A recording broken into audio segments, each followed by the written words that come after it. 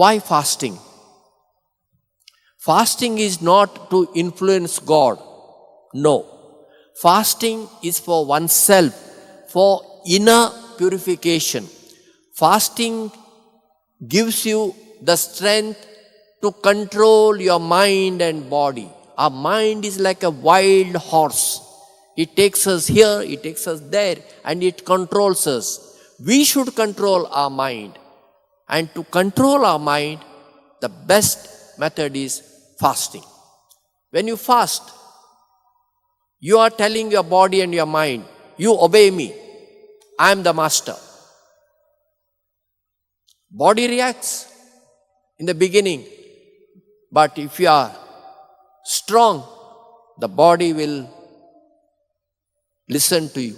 It says, you cannot control this man. He is controlling us.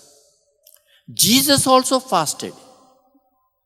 Before he began his public ministry, 40 days. 40 days means for many days Jesus was in the wilderness and he fasted. If Jesus felt the need to fast, what about us who are sinners and weak people? Fasting also has a medicinal value. It helps us to maintain good health. All of you will have either two-wheeler or four-wheeler, most of you. And if there is a petrol in your scooter or motorcycle, will you put more?